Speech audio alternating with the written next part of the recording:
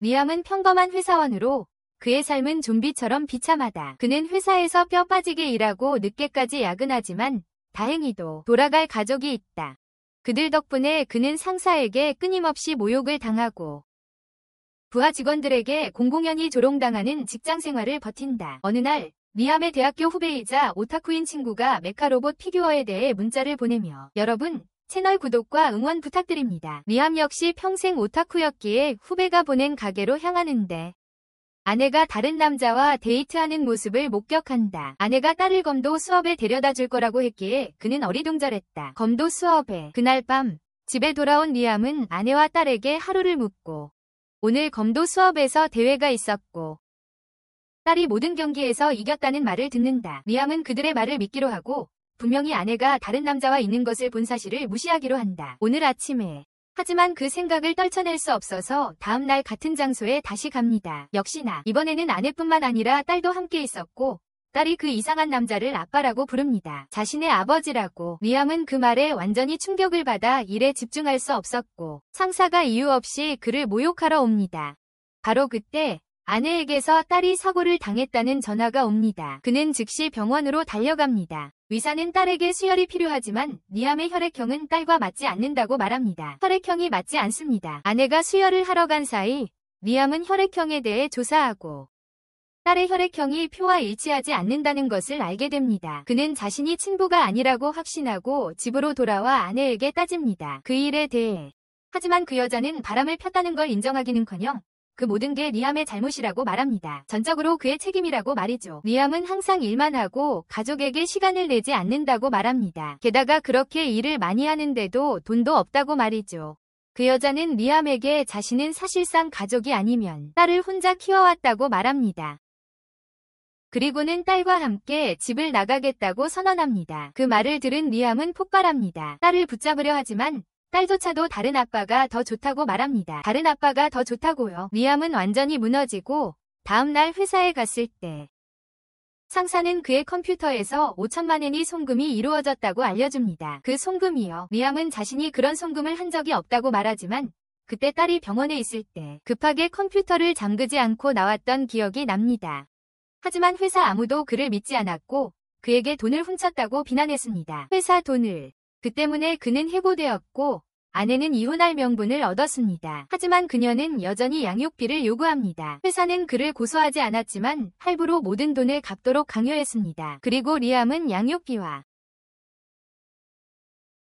할부금을 계속 내기 위해 건설 노동자로 일해야 했습니다. 하지만 그것도 잘 되지 않았고 그는 계속해서 상사에게 꾸중을 들었습니다. 그의 삶은 엉망이 되었고 그는 살아갈 이유가 없어 우울증에 빠졌습니다. 아무것도 없어서 심지어 피규어와 건담에 대한 열정도 식었지만 그는 여전히 열심히 일하면 모든 것이 잘 될 것이라고 믿었습니다. 열심히 일하면 딸이 자신의 친딸이 아니라는 것을 알면서도 그는 딸이 그립고 언젠가 만나기를 바랐지만 그는 자신이 심각한 병에 걸렸다는 것을 알게 됩니다. 보험도 없고 치료받을 돈도 없던 리암은 아파트에 고요하고 적막한 곳에서 죽기로 결심합니다. 그는 죽음을 기다리던 중 갑자기 눈부신 빛이 위에서 내려옵니다. 그 빛은 과거에 일어났던 일들을 보여주었고 리암은 자신을 함정에 빠뜨리려고 사장이 자신의 컴퓨터에서 돈을 보냈다는 것을 알게 됩니다. 뿐만 아니라 아내가 바람을 피운 상대도 사장이었고 그는 그 여자가 사치스러운 생활을 할 수 있도록 돈을 보냈던 것입니다. 리암은 자신의 등 뒤에서 일어났던 모든 일들을 깨닫고 완전히 무너지고 이 모든 것이 꿈이기를 바라지만 그때 한 목소리가 그것이 현실이라고 말합니다. 갑자기 자신을 가이드라고 소개하는 세련된 남자가 빛에서 나타나 리암에게 좋은 사람임에도 불구하고 정말 힘들고 비참한 삶을 살았다고 말합니다. 그는 리암에게 자신을 그렇게 힘들게 한 사람들을 용서할 수 있는지 묻고 리암은 분노하며 그들에게 복수하고 싶다고 말합니다. 가이드는 자신의 부정적인 감정들을 보고 기뻐하며 그것들을 맛있다고 말한다. 그러고는 리암에게 자신이 그에게 관심을 가진 이유는 그가 좋은 사람이기 때문이라고 말한다. 하지만 리암은 더 이상 착한 척 할 필요 없다고 대답한다. 그는 자신의 친절한 성격 때문에 이용당한 것을 후회하며 만약 다시 인생을 살 기회가 온다면 자신만을 위해 살겠다고 맹세한다. 그는 심지어 다른 모든 사람을 짓밟는 악당이 될 것이라고 약속하며 가이드는 그에게 딱 맞는 것이 있다고 말한다. 그는 여행 가방에서 몇 장의 사진을 꺼내며 리암에게 자신이 그를 다른 세계로 보내주러 왔으며 그는 원하는 곳을 선택할 수 있다고 말한다. 선택권에는 마법과 초능력이 있는 세계, 사무라이 시대의 일본, 와일드 웨스트, 그리고 선사시대까지 포함된다. 리암은 이것이 실제로 일어나는 일인지 판단하려고 애쓴다. 왜냐하면 이런 일들은 애니메이션에서만 일어나는 일이니까. 하지만 거대한 로봇과 우주선이 있는 평행세계를 발견하자 그는 눈을 뗄 수 없다. 그는 그 선택지를 향해 손을 뻗으며 후배와 나눴던 재밌는 애니메이션 이야기들을 떠올렸다. 애니메이션에 대한 이야기들을 가이드는 그에게 좋은 선택이었다고 말한다. 이 세계에는 첨단 기술과 마법이 모두 존재하기 때문이다. 첨단 기술과 마법이 모두 있다고. 이 세계는 여전히 귀족 제도를 따르고 있고 그 말은 귀족들이 권력을 쥐고 있다는 뜻이다. 가이드는 리암에게 그가 행성을 다스리는 백작의 아들로 태어날 것이라고 말한다. 권력을 쥐고 있으며 가이드는 리암에게 그가 행성을 다스리는 백작의 아들로 태어날 것이라고 말한다.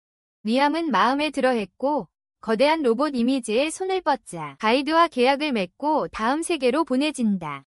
가이드는 그가 그곳에서 더 나은 삶을 살기를 바란다. 그는 식물이 지배하는 행성 하이드라를 다스리는 리암 반필드, 백작의 외아들로 환생한다. 식물이 지배하는 행성이다. 5번째 생일. 리암의 어머니는 그에게 특별한 선물이 있다고 말한다. 그를 거대한 케이크가 있는 방으로 데려가 케이크 상자를 열어보라고 한다. 선물. 리암은 선물 상자가 비어있지만 안에 리모컨이 들어있는 것을 발견하고 그의 엄마는 그에게 그의 선물이 맞춤형 AI 가정부라고 말한다. 엄마는 리모컨을 사용하여 원하는 가정부의 기능을 선택하라고 말하고 리암은 자신이 가진 선택지에 놀란다. 그는 엄마에게 왜 AI 가정부 로봇이 필요하냐고 묻고 바로 그때 아빠가 방에 들어온다. 아빠는 리암에게 또 다른 특별한 생일 선물을 받을 것이기 때문에 AI 가정부가 필요할 것이라고 말한다. 그리고 또 다른 특별한 생일 선물을 받을 거라고 말한다. 그러자 리암의 아빠는 갑자기 자신이 리암에게 반필드 백작의 자기와 가족이 소유한 모든 것을 선물한다고 선언한다. 리암은 놀라지만 아빠는 오늘부터 그가 가족의 가장이며 자신이 원하는 대로 세상을 운영할 수 있다고 되풀이한다. 하지만 아빠는 이 선물에 대한 대가로 부탁을 한다. 그는 자신과 아내가 은퇴하여 황궁에서 살 것이라고 설명한다. 이 행성을 다스리는 대신 리암은 매달 그들에게 용돈을 보내야 합니다. 용돈 말이죠. 리암은 이 계약에 전적으로 동의합니다. 자유를 얻었으니까요. 그리고 그의 아버지는 그들의 집사 브라이언에게 계약서를 건넵니다. 리암은 계약서에 서명하고 가족가 됩니다. 그리고 그의 부모님은 수도로 도망치며 이제부터 AI 가정부가 리암을 돌볼 거라고 말합니다. 그렇게 말이죠. 리암은 여전히 믿기지 않습니다. 5살의 권력과 영향력을 얻다니. 그리고 그는 맹세합니다. 이번 생에는 다른 사람들을 억압하고 자기 방식대로 즐기는 악당이 되겠다고. 그렇게 말이죠. 그는 가이드에게 감사를 표합니다. 가이드가 그를 도울 생각이 전혀 없었다는 사실을 모른 채 지구로 돌아온 가이드는 리암의 시체 옆에서 그의 비참한 삶을 조롱합니다. 그리고 그는 리암의 바람핀 아내와 그의 상사와 함께 장난을 치기로 합니다. 고급 레스토랑에서 저녁 식사를 하고 있는 그들과 말이죠. 상사는 리암에게 그런 일을 겪게 해서 미안하다고 연기하지만 불행이란 년은 가식조차 하지 않아. 그들이 미래를 계획하는 동안 안내자는 자신의 능력을 사용하여 경찰을 데려온다. 경찰은 회사에서 돈을 훔치고 리암에게 누명을 씌운 보스를 체포하고 그녀는 자신이 계획했던 삶이 손에 닿지 않음을 깨닫고 무너진다. 그녀가 계획했던 삶은 안내자는 그들의 고통을 크게 즐긴 후 리암의 곁으로 돌아가 저승에서 그의 영혼을 인도한다. 다음 세상에서 그의 영혼을 인도한다. 사실 그는 리암이 다음 생에서 더 고통받도록 계획했다. 안내자는 리암이 자신이 함정에 빠졌다는 것을 깨닫게 되면 그 모든 부정적인 감정을 자신에게 향하게 할 것이고 그는 그 감정들을 흡수하여 더 강해질 것이다. 뿐만 아니라 저승의 수명은 엄청나게 길고 안내자는 리암이 오랫동안 고통받고 자신에게 계속 영양분을 제공하기를 바란다. 한편 리암은 곧 최고 사양의 AI 로봇을 얻게 된다. 그가 선택한 모든 구성 요소와 기능들. 그는 언박싱이 정말 기대되고 버틀러 브라이언은 그에게 상자를 만지기만 하면 된다고 말한다. 상자를 만지면 열린다고. 리암이 포장 상자를 만지자 상자가 갑자기 사라지고 AI 로봇이 작동한다. 그녀는 자신을 모기라고 소개하고 리암도 자신을 소개한다. 브라이언은 그 로봇은 매주 2시간의 유지 보수만 필요하다고 말하지만 리암은 그의 말을 듣지 않는다. 그 작은 변태는 모기를 놀이방으로 데려가 그녀의 모든 기능들을 자세히 확인하고 돌아온 후 그녀 옆에서 편안해한다. 브라이언은 그의 새로운 주인이 변태라고 생각하며 당황하지만 리암은 그에게 36살 어른의 마음을 가지고 있다고 진정시킨다. 브라이언은 36살도 아직 아이라고 말하고 모기는 제국의 공식 성년 나이는 50세라고 덧붙인다. 하지만 대부분의 사람들은 100세가 될 때까지 진정한 어른으로 여겨지지 않는다고 말한다. 평균 수명도 약 500년입니다. 리암은 긴 생애 동안 할 수 있는 모든 일들을 생각하며 들띱니다. 하지만 브라이언은 고양이에게 너무 가까이 가지 말라고 경고합니다. 리암은 그 이유를 묻고 집사는 제국이 AI를 증오한다고 설명합니다. 인류가 한때 AI에 의해 거의 멸망당했기 때문에 무엇보다도 AI를 싫어합니다. 다행히 용감한 사람들이 AI가 인류를 완전히 멸망시키는 것을 막았고 그들이 제국을 세웠고 이제 그들은 어떤 형태의 AI도 증오합니다. 리암은 어머니가 이 사실을 알면서도 왜 자신에게 AI 가정부를 주었는지 궁금해합니다. 그리고 브라이언은 그에게 비밀로 하려고 합니다. 하지만 리암은 내가 이제 대장이다라고 말하며 그에게 진실을 밝히라고 명령합니다. 진실을 말해라. 브라이언은 초조하게 리암에게 그의 부모가 그를 버리고 도망쳤다고 말합니다. 왜냐하면 그들의 가족이 빚에 압도당하고 있기 때문입니다. 리암은 이 말을 듣고 충격을 받고 브라이언은 그의 증조부는 위대한 사람이었지만 그의 후계자들은 행성을 다스리는데 형편없었기 때문이라고 설명합니다. 그러자 집사는 그들의 자원 대부분이 론샤크들의 손에 장악되어 있고 심지어 그들의 행성 경제 상황도 좋지 않다고 설명합니다. 리암은 부모가 왜 자신과 브라이언에게 그들의 쇠퇴하는 영토에 대한 모든 책임을 떠넘기는지 이해할 수 없습니다. 브라이언은 그들이 자신을 낳은 유일한 이유는 책임을 떠넘기기 위해서였다고 말합니다. 리암은 화가 납니다. 이용당하고 버려지는 삶을 한 번이나 겪었는데 똑같은 일이 또 일어날 것 같기 때문입니다. 하지만 그는 자신이 할 수 있는 일이 있다면 그런 일은 절대 일어나지 않을 것이라고 결심하고 아마기에게 자신들 둘 다 이 사회의 추방자이니 힘을 합쳐야 한다고 말합니다. 그는 하녀에게 함께 힘을 합쳐 원하는 것을 무엇이든 할 수 있는 힘을 잡을 수 있다며 함께하자고 요청하지만 그녀는 거절하고 그의 앞에 무릎을 꿇습니다. 그녀는 리암에게 자신의 세상에서 유일한 목적은 그를 섬기는 것이며 그와 힘을 합치자고 부탁할 필요가 없다고 말합니다. 그녀는 가능한 모든 방법으로 그를 섬길 것을 약속하고 리암은 그녀에게 인류를 보호하기 위한 로봇 성원칙을 부여하기로 합니다. 하지만 그는 곧 마음을 바꿉니다. 더 이상 선한 사람이 아니니까요. 착한 사람이 아니게 되었으니까요. 그는 가능한 한 이기적으로 행동하기로 결심하고 자신에게만 적용되는 3가지 법칙을 수정합니다. 자기 자신에게만 적용되도록 말이죠. 첫 번째 법칙은 아마기는 주인에게 직접적이든 간접적이든 해를 끼쳐서는 안 된다는 것입니다. 두 번째 법칙은 그의 모든 명령에 복종해야 하며 세 번째 법칙은 첫 번째와 두 번째 법칙을 위반하지 않는 한 자신을 보호해야 한다는 것입니다. 첫 번째와 두 번째 법칙을 어기지 않는 한 스스로를 보호해야 합니다. 아마기가 3가지 법칙을 시스템에 새겨넣자 리암은 그녀에게 자신의 영토를 더 좋고 번영하게 만들려면 어떻게 해야 하는지 묻습니다. 영토를 더 번영하게 만들려면 어떻게 해야 할지 묻습니다. 그녀는 지식과 경험을 그의 뇌에 직접 주입하고 신체도 강화시켜줄 교육 캡슐을 사용하라고 제안합니다. 뇌에 직접 지식과 경험을 입력하고 신체도 강화시켜줄 거라고 말이죠. 그녀는 그가 몇 달 동안 교육 캡슐에 있어야 하며 그동안 그녀가 그의 영토를 대신 관리할 수 있다고 말합니다. 그동안 자신이 그의 영토를 대신 돌볼 수 있다고 말합니다. 브라이언은 이 말을 듣고 당황하여 리암에게 AI 가정부에게 영토 전체를 맡기는 것은 인류에게 위험하다고 말합니다. 인류에게 위험하다고 경고합니다.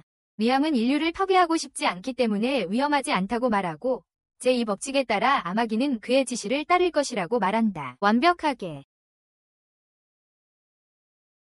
말이다. 당황한 브라이언은 제국이 이를 받아들이지 않을 것이라고 리암에게 말하지만 아마기는 헌법을 확인하고 AI가 통치 업무를 돕는 것을 금지하는 법은 없다고 답한다. 고 말이다. 그러자 리암은 브라이언에게 교육 캡슐을 준비하라고 명령하고 자신의 모든 권한을 아마기에게 위임한다. 교육 캡슐 안에 들어가자 리암은 아마기에게 AI 가정부 치고는 상당히 발전된 그녀가 감정을 느낄 수 있는지 아니면 모방할 수 있는지 묻는다. 아니면 모방할 수 있는지 질문한다. 아마기는 감정을 느끼거나 모방할 수 있는지 모르겠다고 답하지만 리암이 전에 함께 일하자고 했을 때 그녀의 캐시는 갑자기 데이터로 넘쳐났다고 말한다. 말이다. 리암은 아마기가 어떤 종류의 감정을 실제로 느낄 수 있다는 것을 깨닫고 그녀에게 자신이 초고속으로 학교와 대학교 교육을 마치는 동안 모든 것을 돌봐달라고 부탁한다. 리암은 2년 만에 교육 캡슐에서 나왔습니다. 수십 년치 정보와 경험이 그의 뇌에 저장되어 있었죠. 그의 뇌에는 수십 년치 정보와 경험이 저장되어 있었습니다. 그는 자신이 2년 동안 캡슐 안에 있었다는 사실에 놀랐고 아마기는 그에게 교육 캡슐 안에서는 시간 감각이 없었기 때문에 당연하다고 말했습니다. 그러자 리암은 2년 동안 자신의 몸이 더 크고 강해졌다는 것을 알아챘습니다. 캡슐 덕분이었죠. 아마기는 그에게 성장에 적응하기 위해 재활이 필요할 것이라고 말했습니다. 이 성장에 적응하기 위해서요. 재활을 마친 리암은 자신의 행성을 책임지고 아마기로부터 보고를 받았습니다. 아마기의 보고를 받았습니다. 그는 행성의 상태가 서서히 좋아지고 있다는 것을 알고 주요 시설들을 자세히 살펴보기로 했습니다. 주요 시설들을 직접 살펴보기로 했습니다. 아마기는 그를 우주선 발사대에 먼저 데려갔고 리암은 우주선이 이륙하고 부유식 도크에 도킹하는 것을 보며 군침을 흘렸습니다. 그 부유식 도크는 그들의 방어선 역할을 했습니다. 방어선이었죠. 병사들이 조종하는 거대한 전투 로봇을 보자 그는 더욱 흥분했습니다. 하지만 아마기는 예산 부족으로 수리하지 못해 대부분 사용하지 않는다고 말합니다. 수리할 예산이 없대요. 리암은 거대 전투 로봇 안에 들어가고 싶다고 말하고 아마기는 기꺼이 그렇게 해주겠다고 합니다. 리암은 전투 로봇 안에 들어가고 아마기는 로봇의 움직임이 마범으로 조종된다고 말합니다. 마범으로 조종된다고 말해요. 그러면서 로봇을 어떻게 움직이고 싶은지 상상만 하면 된다고 합니다. 그대로 될 거라고요. 리암은 시도해보고 전투 로봇을 움직이는 것이 그렇게 어렵지 않다는 것을 알게 됩니다. 어렵지 않아요. 하지만 아마기는 그의 안전을 위해 로봇에서 모든 무기를 제거했다고 말합니다. 안전을 위해서요. 리암은 로봇으로 누군가와 싸우고 싶다고 말하고 아마기는 그들의 부대장을 불러 그렇게 해줍니다. 부대장을 불러서요. 리암은 부대장의 전투 로봇을 향해 돌진하여 그를 쓰러뜨립니다. 하지만 그는 곧 선장이 진심이 아니라는 것을 깨닫습니다. 그는 선장에게 진심으로 싸우라고 소리치고 선장은 그의 명령에 따릅니다. 리암은 다시 그에게 돌진하지만 이번에는 선장이 그의 로봇의 무장을 해제하고 땅에 내던집니다. 리암은 그들 사이의 차이에 놀라고 아마기는 그에게 선장이 더 많은 훈련 경험이 있기 때문에 로봇을 움직이는 것을 훨씬 더 잘 예측할 수 있다고 말합니다. 완전 초보보다 훨씬 더 잘 말이죠. 이것을 통해 리암은 자신이 너무 약하다는 것을 깨닫고 더 강해지기 위해 훈련하기로 결심합니다. 강해지기로 합니다. 그는 브라이언에게 최고의 무술 사범을 찾아오라고 명령하고 집사는 그가 지배자이기 때문에 싸우는 법을 배울 필요가 없다고 말합니다. 리암은 그의 충고를 무시합니다. 전생에서 강력한 사람들에게 억압당했기 때문에 이번에는 누구보다 강해지고 싶어합니다. 곧 야스시라는 이름의 사무라이가 리암의 스승이 되기 위해 성 밖으로 도착합니다. 리암의 스승이 됩니다. 리암은 무사시 미호크를 보고 순식간에 팬보이가 되어 그가 뛰어난 무술가라고 생각합니다. 그는 세계 최고의 무술가 중 한 명에게서 배우게 되어 정말 기쁘다고 말하고 야스는 자신의 무술을 온 제국에서 최고로 만들고자 노력한다는 철학적인 이야기를 늘어놓기 시작하지만 그것은 끝나지 않는 과정이라고 말합니다. 그의 말에 리암은 더욱 빠져들고 아마기가 그 검객이 수상쩍어 보인다고 경고하자 그는 그 경고를 무시하며 약간 수상쩍은 것이 그가 위대한 검객이라는 증거라고 말합니다. 그는 야스가 오로지 강해지는 것에만 집중하고 있기 때문에 세상과 동떨어져 보인다고 확신하지만 아마기는 적어도 그를 시험해보라고 말합니다. 리암은 동의하고 야스에게 실력을 보여달라고 부탁하고 그는 근처에 서 있는 나무 토막들이 있는 곳으로 그를 데려갑니다. 야스는 자신의 무술의 비전을 보여주겠다고 말하지만 한 번만 보여줄 수 있으며 그 기회에 그것을 기억해야 한다고 말합니다. 그는 그것을 리암은 아마기에게 모든 것을 녹화해달라고 부탁하고 야스는 자세를 취한다. 그는 칼을 칼집에서 반만 뽑았다가 바로 다시 집어넣지만 그 순간 통나무가 반으로 갈라져 땅에 떨어진다.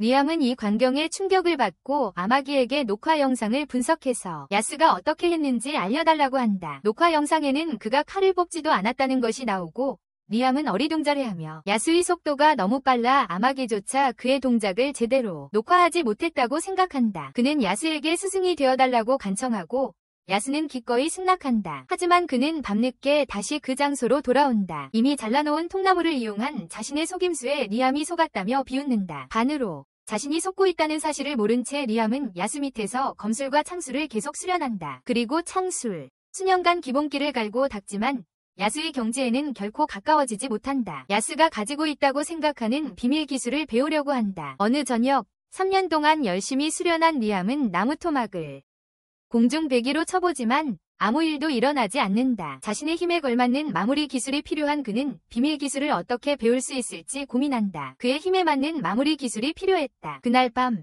야스가 방에서 만화책을 읽고 있는 사이 리암이 문을 두드린다. 리암은 야스에게 비밀 기술을 가르쳐달라고 부탁하지만 야스는 더 이상 자신 밑에서 수련할 수 없다고 말한다. 리암은 충격을 받고 허세 가득한 검사는 그에게 첫 만남 때 비밀 기술을 단 한 번만 보여주겠다고 분명히 말했던 것을 상기시킨다. 그 자리에서 배우지 못한 것은 자신의 잘못이며 따라서 더 이상 자신 밑에서 수련할 자격이 없다고 말한다. 리암은 이 말을 듣고 당황하여 야스에게 용서를 구하며 다시는 그 일로 귀찮게 하지 않겠다고 약속하고 야스는 그를 용서하는 척한다. 리암이 가자마자 야스는 감자칩을 먹으며 그 아이가 자신이 그런 기술이 정말로 존재해. 바로 그때 리암이 다시 문을 열고 월회비에 조금 더 추가하고 싶다고 말해. 자신의 행동에 대해 제대로 사과하기 위해서 더 많은 돈을 추가하고 싶다고 말합니다. 야스는 더 많은 돈을 거절할 이유가 없었고 이 일이 지금까지 했던 일 중 가장 쉬운 일이기 때문에 춤을 추고 감정을 표현하기 시작했어. 이 일이 지금까지 했던 일 중 가장 쉬운 일이었지만 리암이 다시 나타나서 급한 일이 있어서 내일 훈련을 하루 쉬고 싶다고 말해. 내일. 다음 날 리암은 아마기로부터 자신의 행성 경제에 대한 보고서를 받아. 아마기는 여전히 막대한 부채에 시달리고 있지만 점차 회복되고 있다고 말해. 그리고 리암은 그 말을 듣고 기뻐해. 리암은 아마기를 칭찬하지만 아마기는 자신의 기대에 부응하지 못했기 때문에 칭찬받을 자격이 없다고 말해. 자신의 기대에 부응하지 못했기 때문에 그녀는 교육과 같은 일부 분야에서는 진행 속도가 매우 느리다는 것을 보여줘. 막대한 투자에도 불구하고 인적 자원 개발에서도 마찬가지야. 리암은 세부 사항을 보자마자 무엇이 잘못되었는지 깨닫고 즉시 그 부서 담당자를 소환한다.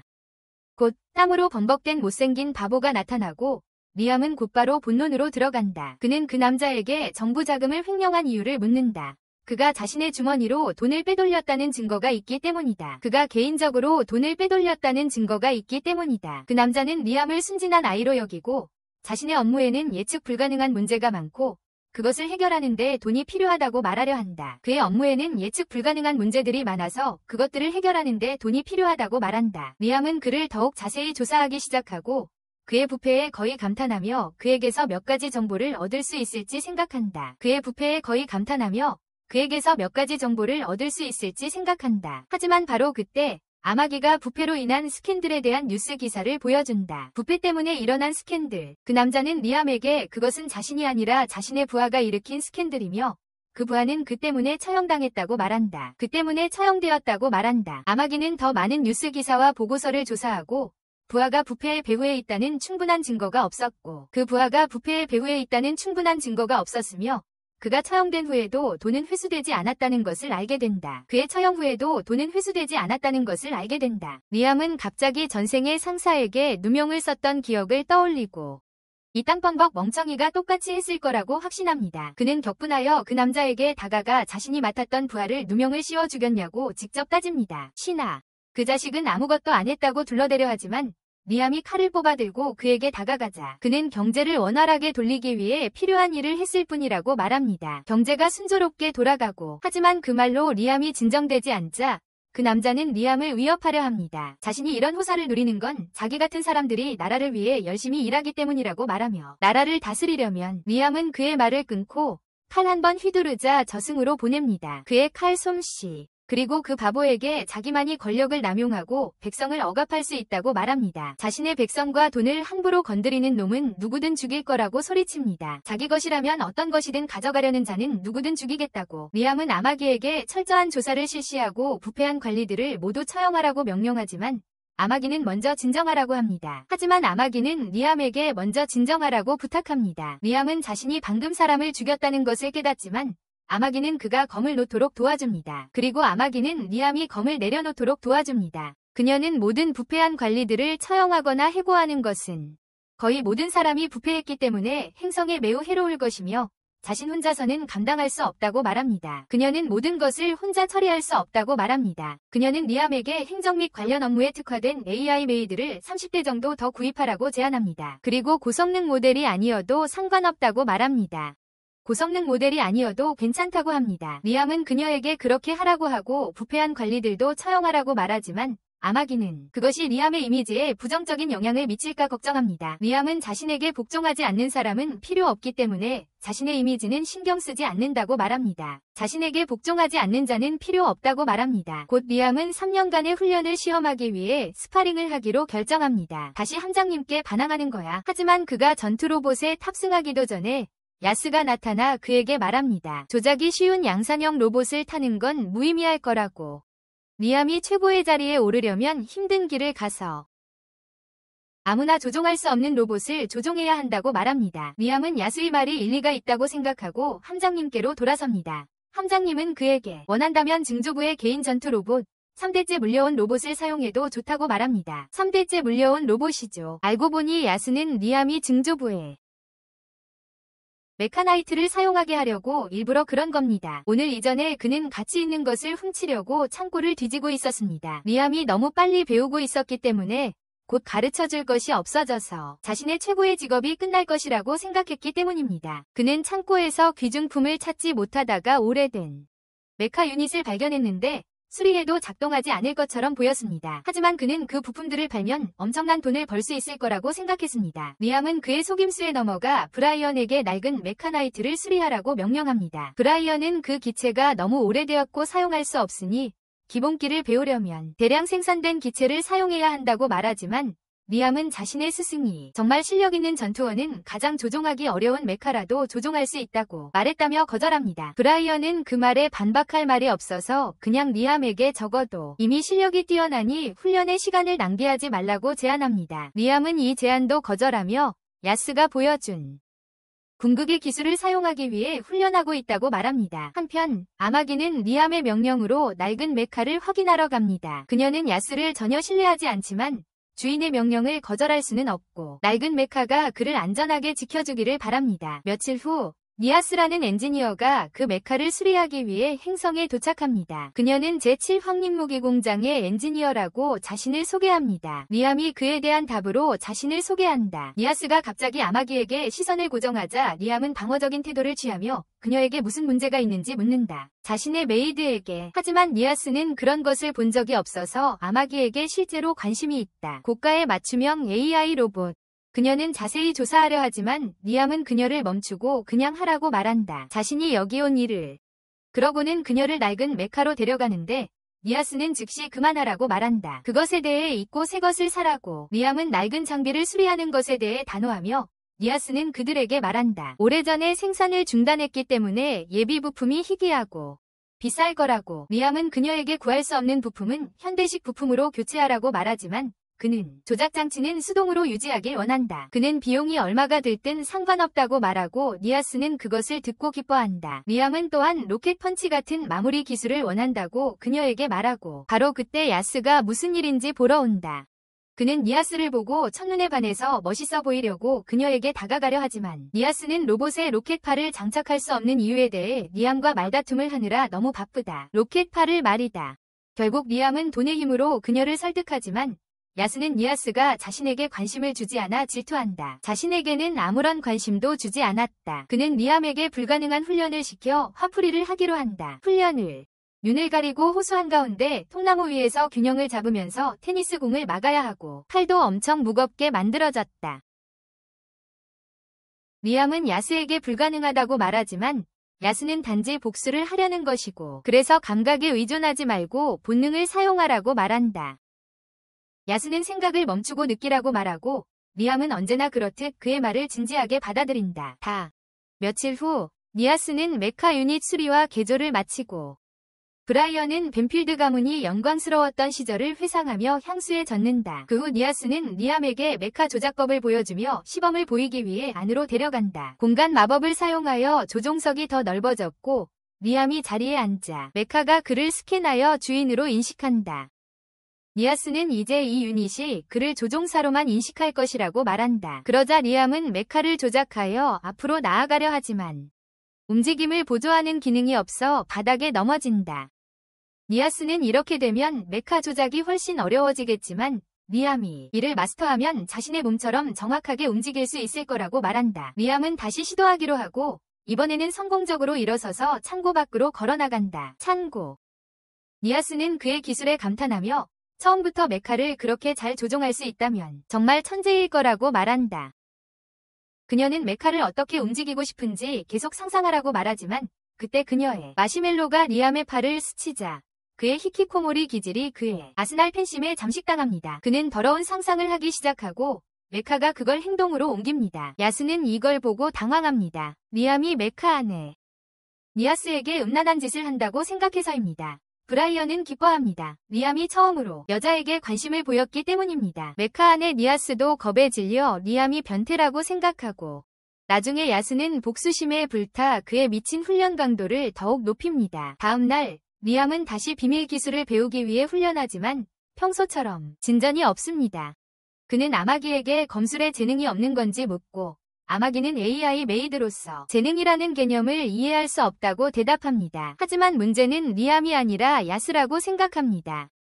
그녀는 문제는 그의 신뢰성이라고 말하고 리암은 자신이 사기를 당하고 있다는 걸 깨닫지 못하고 아마기가 자신에게 재능이 없다고 말하는 거라고 생각합니다. 야스를 충분히 믿었어요. 아마기는 다른 의미였다고 말하지만 리암은 이미 자신이 무엇이 부족한지 깨달았어요. 자신에게 부족한 것이 무엇인지 리암은 야스가 검의 사정거리 밖에 있는 통나무를 베는 것은 물리적으로 불가능하지만 이 세계에는 마법이 있다고 말해요. 자신이 최고의 기술을 사용할 수 있는 유일한 설명은 마법이라고 믿어요. 최고의 기술을 리암은 검의 마법을 집중하고 마치 날아가는 배기처럼 휘두르는 것을 상상하면 자신도 최고의 기술을 사용할 수 있을 거라고 말해요. 그는 즉시 그 원리를 염두에 두고 연습을 시작했고 마법 배기를 목표물로 날리는 연습을 하며 수년의 세월이 흘렀어요. 그리고 어느 날 그는 자신의 한계를 돌파하는 데 성공해요. 한계를 넘어섰어요. 다음 날 리암은 야스를 초대해서 자신의 발전을 보여줘요. 그리고 특수 기술을 사용하여 마법 배기를 날려 통나무를 반으로 자르자 야스는 깜짝 놀라요. 그는 그 기술이 처음부터 가짜였는데 리암이 어떻게 배웠는지 위아해했다. 처음부터 리암은 그에게 합격했냐고 묻고 야스는 불가능한 일을 해냈기에 대답하지 못한다. 불가능한 일을 해냈다. 그는 침묵하며 무슨 말을 해야 할지 고민하고 리암은 그가 원거리 절단 기술을 배우자마자 만족해해서 화가 났다고 생각한다. 원거리에서 물건을 자르는 것을 배우자마자 만족해했다. 야스는 그렇다고 말하며 비록 위대한 업적을 달성했지만 자만하지 말고 더 강해지기 위해 계속 노력하라고 말한다. 위대한 업적을 달성했지만 계속 열심히 해서 더 강해지라고 말한다. 며칠 후 리암은 해적들이 그의 영토에 속한 행성 중 한 곳을 공격했다는 소식을 받는다. 그의 영토에 속한 행성 중 하나를 아마기는 그 행성이 거주나 채굴에 부적합했지만 그녀는 그곳에 공장을 설립하는 데 성공했고 이제 해적들이 그것을 약탈하려 한다고 말한다. 그곳에 공장을 세웠고 이제 해적들이 그것을 약탈하려 한다. 브라이언은 리암에게 그들의 병사들이 해적들과 싸우고 있지만 오래 버티지 못할 것이라고 알린다. 오래 버티지 못할 것이다. 리암은 즉시 아마기에게 전략을 요청하고 그녀는 그들이 행성의 지평선과 독특한 중력을 이용해 해적들에게 기습 공격을 감행한다. 해적들에게 그는 그녀에게 우주에서 전투를 처리하고 해적선을 잡으라고 말하고 그는 병사들과 합류하여 공장을 방어한다. 브라이언은 너무 위험하다고 말하지만 리암은 그의 말을 듣지 않고 자신의 메카에 탑승한다. 아마기가 그를 행성으로 발사하고 리암은 구름을 이용해 은폐하며 해적들에게 기습 공격을 가한다. 리암의 메카가 해적들을 사냥하기 시작하자 해적들은 당황하고 일부는 뒤에서 그를 공격하지만 야수의 미친 훈련 덕분에 리암은 견문색을 개발했고 쉽게 해적들을 제압한다. 그는 견문색을 사용하여 구름 뒤에 숨어있는 적들을 감지하고 다른 무기를 사용하여 그들을 격추한다.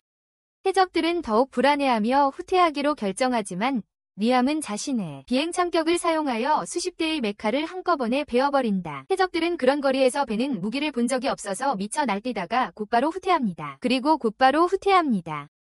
리암은 특제 로켓 펀치를 맛보게 해주려 하지만 명령을 내려도 아무 일도 일어나지 않습니다. 명령을 내려도 아무 일도 일어나지 않습니다. 니아스가 자신의 메카에 기능을 설치하지 않은 건 아닌지 궁금해하는데 갑자기 옆에 마법진이 나타나고 거대한 로켓 팔이 튀어나와 도망치는 해적들을 강타하며 거대한 폭발을 일으킵니다. 리암은 원하는 게 아니었기에 화가 나지만 니아스는 그것이 로켓 펀치를 기능적인 공격으로 만들 수 있는 유일한 방법이었다고 말합니다. 바로 그때 아마기가 리암에게 연락하여 해적선의 10%만 포획했다고 알립니다. 30%는 파괴되었고 나머지 60%는 도망쳤습니다. 리암은 그것을 승리로 간주하고 아마기에게 잘했다고 말합니다. 곧 그의 부대가 패배했다는 소식이 해적 선장에게 전해지고 그는 실험실로 가서 그 소식을 듣고 격분합니다. 조수가 해적들이 적을 과소평가해서 패배를 맛보고 손실을 줄이려고 후퇴했다고 말합니다. 해적 선장은 후퇴하는 해적들을 겁쟁이라고 부르며 자신은 패배자를 함대에 두지 않겠다고 선언합니다. 그는 모든 함대를 준비하라고 조수에게 명령합니다. 도망친 자들에게 선장이 실패를 용납하지 않는다는 메시지를 보내기 위해 그들을 박살낼 것이라고 말입니다. 그는 직접 함대를 이끌 준비를 하고 최근 실험 대상에게 잠시만 더 기다리라고 말합니다. 나중에 재밌는 시간을 보낼 거라고 하면서 한편 리암은 자신의 행성 밖 우주 정거장에 도킹하며 해적들을 물리친 것에 만족해합니다. 아마기는 그가 첫 전투에서 승리한 것을 축하하고 리암은 승리보다 더 좋은 것은 전리품을 얻었다는 사실이라고 말합니다.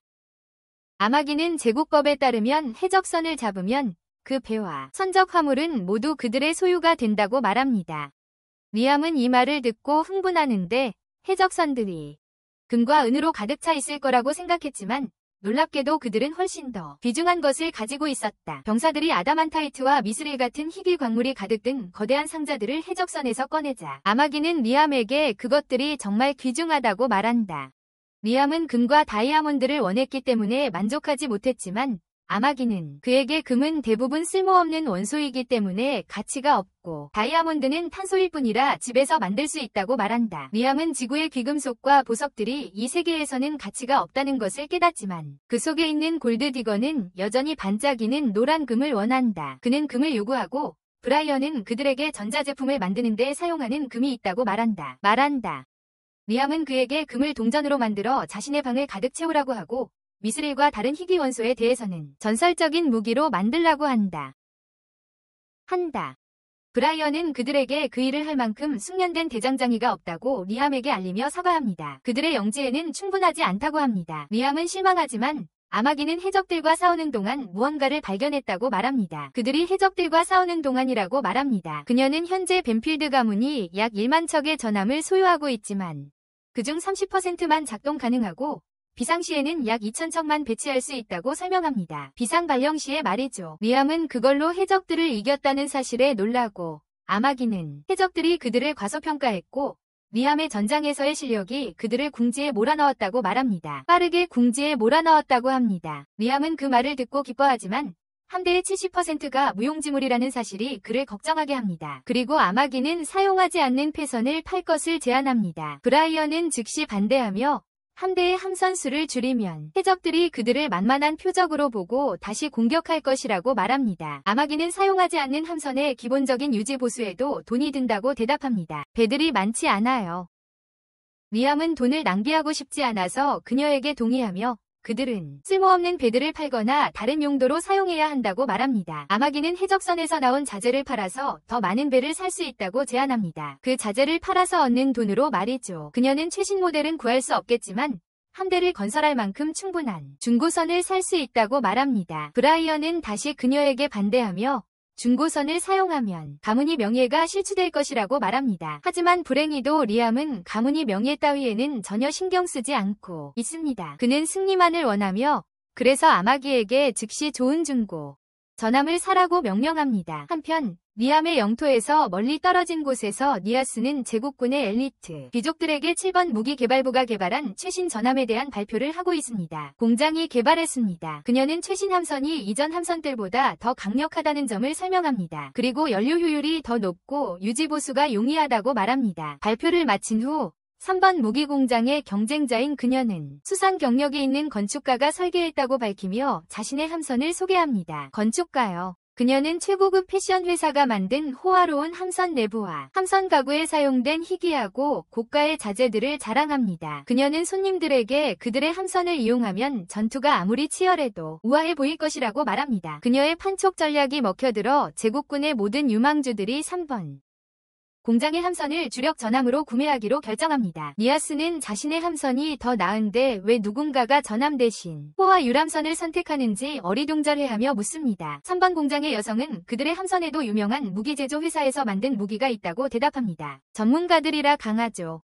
하지만 강하기만 해서는 부족하고 고객을 끌어들이려면 아름다워야 해요. 니아스의 말은 아무런 소용이 없었고 그녀는 건물 밖으로 나가면서 라이벌에게 실제 전투가 벌어지면 칠공장이 엄청난 이윤을 남길 거라고 말합니다. 그녀의 배는 절대 맞붙지 않을 거라고 금발년이 비웃으며 말합니다. 니아스가 만든 지루한 배는 아무도 사지 않을 거라고, 서로 마주칠 일이 없을 거라고, 아무도 니아스가 만든 비행기와 지루한 배를 사지 않을 테니까. 니아스는 이 말을 듣고 격분하여 주먹다짐을 할 뻔하지만 두 사람 모두 자기 집에 있고 프로젝터를 통해 이야기하고 있었습니다. 니아스는 실망합니다. 상사에게 꾸중을 들을 테니까요. 그리고 그녀는 자신의 전함을 살 귀족이 있을까 궁금해합니다. 갑자기 그녀는 수동 전투장갑을 선택한 리암을 떠올리고 그 바보가 자신의 전함도 분명 살 것이라고 생각합니다. 한편 다른 사람의 부정적인 감정에 흥분하는 변태 가이드는 지구의 평범한 사람들을 괴롭히느라 바쁩니다. 그는 그들의 부정적인 감정을 즐기지만 그것은 그저 전체 요리일 뿐이고 그는 진정으로 리암의 부정적인 감정을 기다리고 있으며 그가 막대한 빚을 지고 있을지도 모른다고 생각한다. 벌써 그는 첫 번째 부정적인 감정을 얻기로 결심하고 환상세계로 들어가지만 리암이 자신의 도시를 바꿔놓은 것을 보고 충격을 받는다. 더 이상 식물이 무성하게 자라지 않았고 건설 공사가 순조롭게 진행되고 있다. 가이드는 이를 믿을 수 없는데 도시는 지금쯤 더욱 악화되어야 하기 때문이다. 그러고는 적어도 리암은 자신의 검술에 대해 상당히 실망했을 것이라고 생각한다. 자신이 직접 야스라는 사기꾼을 그의 쪽으로 보냈기 때문이다. 그는 쓸모없는 검객을 확인하기 위해 가서 그가 술집에서 술에 취해 자신은 삼류 검객도 못 되는 주제에 제자가 인류 검객이 된 것에 대해 불평하는 것을 발견한다. 심지어 그는 바보 같은 훈련 방법을 계속 따라했는데 어쩌다가 마술 트릭을 베껴 실제 공격으로 만들었다고 불평한다. 가이드는 이것에 혼란스러워하며 리암을 직접 확인하지만 이제 그는 야스가 첫 만남에서 보여준 동작을 정확히 따라할 수 있다. 하지만 리암은 야스가 실력을 숨기고 보여줬다고 생각해서 만족하지 못한다. 만약 야스가 전력을 다했다면 1.6km 밖의 목표물도 베어버릴 수 있을 거라고 생각한다. 무려 1.6km나. 리암은 더 열심히 훈련하기로 결심하고 검을 휘두르며 부모에게 버려져 끔찍하게 시작된 자신의 삶을 떠올린다. 하지만 좋은 사람들을 만나 올바른 선택을 할 수 있었다. 안내자에게 감사하며 이러한 긍정적인 감정들 때문에 괴짜는 긍정적인 감정에 노출되어 고통을 느껴 무릎을 꿇는다. 그는 즉시 야수의 부정적인 감정을 흡수하여 체력을 회복하고 리암이 어떻게 저렇게 행복할 수 있는지 위하여한다. 자신의 선택이 틀리지 않았음을 확신하며 리암의 행복은 결국 그의 삶이 망가지는 것을 발견했을 때 더욱 큰 슬픔으로 이어질 것이라고 생각한다. 인생이 망가지는 걸 보게 될 거야. 며칠 후 아마기는 리암에게 제국군이 무기를 교체한다고 말한다. 최신식 전함을 보유하고 있으며 기존에 사용하던 전함들을 판매하기로 합의했습니다. 지금까지 사용하던 전함들을 말입니다. 리암은 그 제안에 긍정적이었지만 아마기는 황군이 조건을 달았다고 말합니다. 곧 예편할 예비장교와 병사들을 받아들여야 한다는 조건이었습니다. 곧 은퇴할 예정인 사람들이죠. 리암은 황군이 원치 않는 사람들을 떠넘기는 거라고 생각했지만 아마기는 좋은 생각이라고 말합니다. 병사들의 능력이 떨어지더라도 그들의 경험은 자기 군대 최고의 병사들보다 뛰어나며 그들을 추가하면 벤필드 영지에 도움이 될 것이라고 말입니다. 리암은 그 말을 듣고 거래를 진행하기로 결정하고 안내인은 악한 영주를 용납하지 않고 반항할 매우 성실하고 정의로운 병사들을 보내기로 합니다. 악한 영주에게 반기를 들 사람들이죠. 한편 야스는 술집에 갔다가 숙취에 시달리고 있었지만 니아가 방 밖에서 자신을 부르는 소리를 듣자 곧바로 정신이 듭니다. 그는 니아를 방으로 들이고 니아는 그를 칭찬하기 시작합니다. 리암을 훈련시킨 것을 그런 어린 나이에 검술의 달인이 되다니. 야스는 자신에게 작업 거는 줄 알지만 니아는 그저 리암에 대한 정보를 얻어서 그와 거래를 하고 싶어 하는 거예요. 이 오해는 대화 내내 이어지고 야스는 니아가 자신의 취미와 선호도를 알고 싶어 한다고 생각하지만 니아는 리암에게 어떤 추가적인 제안을 해서 전함을 사게 할 수 있을지 알고 싶어 하는 거죠. 그들의 전함을 말이에요. 그는 멋진 척하려 하지만 니아가 계속 애걸하자 그의 사무실 직원에 대한 취향을 드러내죠. 사무직 여성에 대한 취향 말이에요. 니아는 그것이 리암이 좋아하는 것이라고 생각해서 다음에 그를 만나러 갈 때 야스가 말한 대로 똑같이 옷을 입습니다. 그녀는 그에게 배를 사달라고 부탁하며 틱톡이처럼 행동하기 시작하지만 리암은 중고 함대와 병사들을 막 샀다며 즉시 거절합니다. 중고 함대와 병사들을 말이죠. 그가 제국군으로부터 배를 샀다는 것을 알게 된 리아는 제3위. 여기서도 제 길을 막는 무기 공장이지만 그녀는 리암에게 시연을 보여주지 않고는 떠나기를 거부합니다. 리암에게 시연을 보여주고 떠나려 합니다. 그녀는 최고의 성능을 위해 설계된 그녀 공장의 함선에 대해 이야기하고 그는 그렇게 좋다면 제국군에 팔라고 합니다. 리아는 프레젠테이션으로 그들을 설득할 수 없었다고 울부짖습니다. 그녀는 리암에게 함선 100척이라도 사달라고 애원하며 돈이 없다면 대출을 받아 나중에 갚겠다고 말합니다. 리암은 대출 이야기를 듣고 싶어 하지 않자 리아는 자신의 본능에 충실하기로 합니다. 그리고 그를 유혹하기 시작합니다. 그는 그녀에게 그만두라고 말합니다. 그의 아내가 화려한 속옷을 입었던 기억이 떠오르기 때문입니다. 하지만 그를 위해서가 아니었습니다. 리아는 멈추지 않고 계속해서 더 나아가고 리암은 그녀의 요청에 동의하기로 합니다. 그녀를 멈추게 하기 위해서입니다. 아마기가 미래에 유용할 것이라고 말했기 때문에 그는 그녀에게서 전함 300척을 사기로 합니다. 그리고 리아는 기꺼이 그를 위해 준비하러 갑니다. 밖에서 그녀는 팀원에게 연락하여 귀족을 유혹해서 배 300척을 팔았다고 말합니다. 브라이언과 야스 모두 그 이야기를 듣습니다.